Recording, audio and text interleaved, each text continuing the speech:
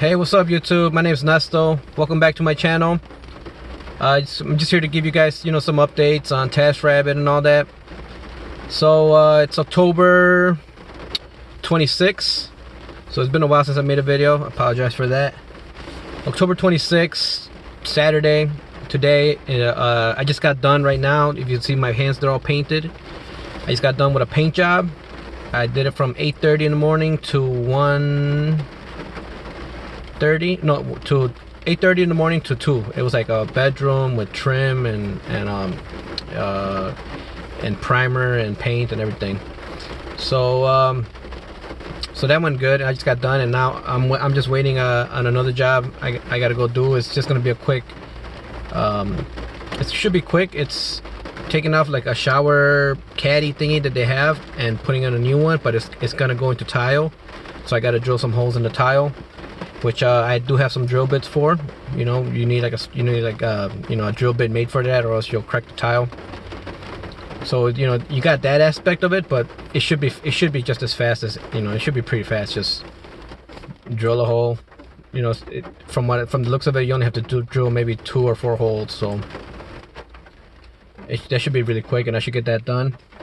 So let me just give you a quick update, because I know what everybody cares about is how much, right? How much? I love that channel too, though, by the way. How much, that one dude. So October, right now I'm at $3,957.50, and like I told you, it's October 26th. And I'm about to make 4,000, because I'm about to do at least a $50 job. And so yeah, like I said, I did a painting job. Even though I wanted to get out of painting, I want to be done with painting. I told you guys how I was slowed down, so I was like, I took myself off painting, and then I put myself back on. I took myself off IKEA furniture assembly like earlier in the spring, and I put myself back on IKEA furniture assembly. I've only done it twice, I think. I've only gotten 2 jobs of IKEA furniture assembly this month. And I think that one might have been like at the end of September, actually. At the end of August, it might have been the other job. So I put myself on IKEA furniture, but I haven't really gotten anything. I've gotten like 1 or 2, and they went fine. The first one, I think I've done 3. Like the first one, I finished like 15 minutes after they said I would finish.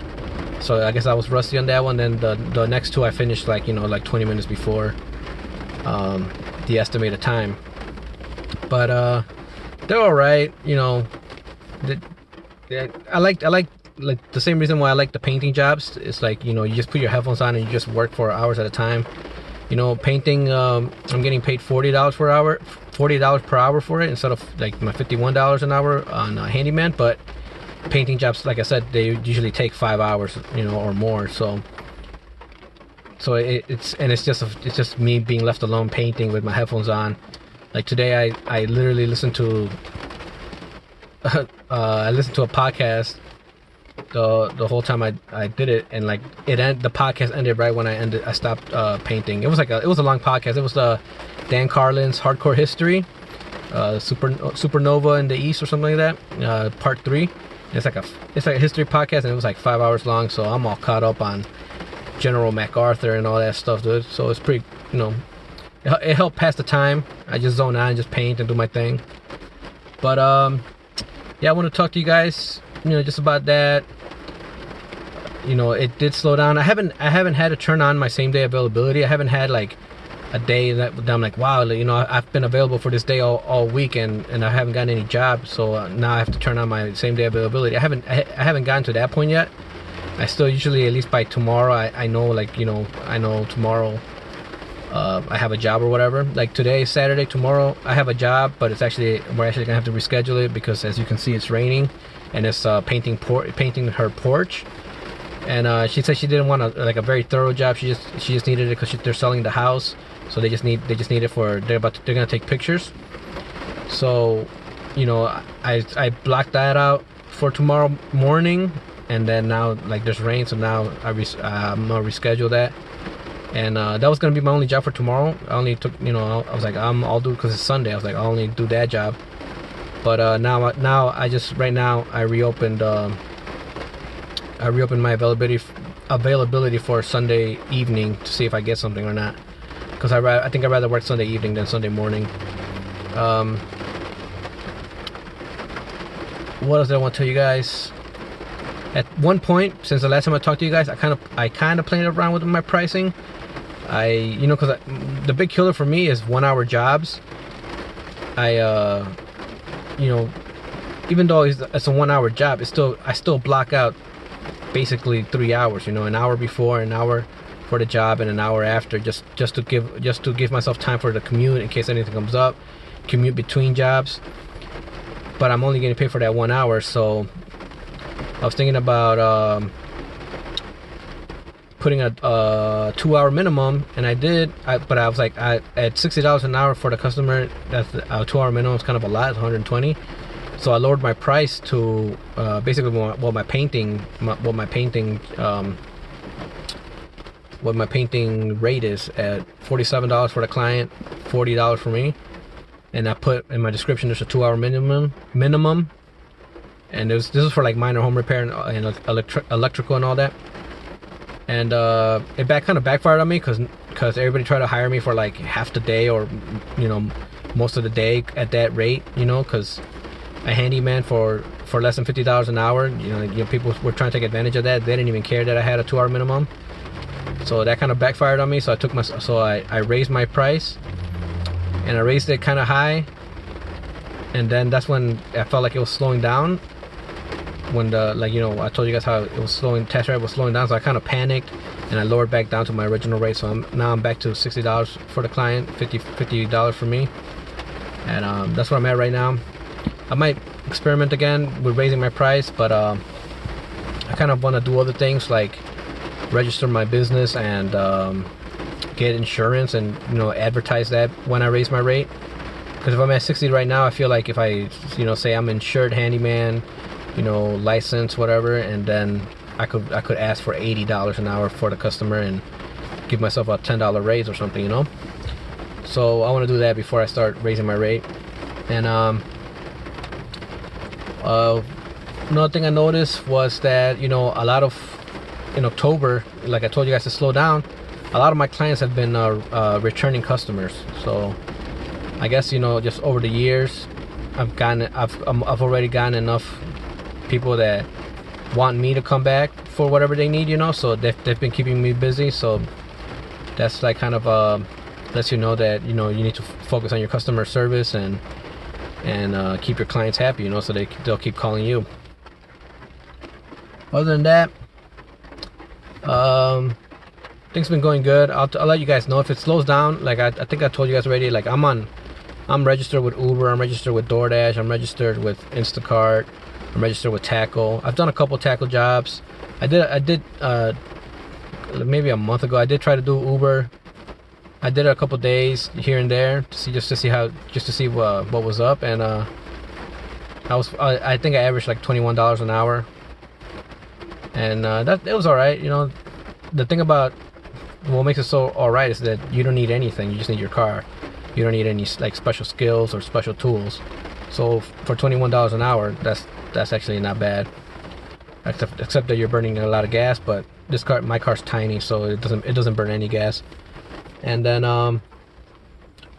yeah, guys, I'm back in my, you know, the bane of my existence is cleaning paintbrushes, but I'm back at it, you know, so I'm just gonna go ahead and do that if I have to.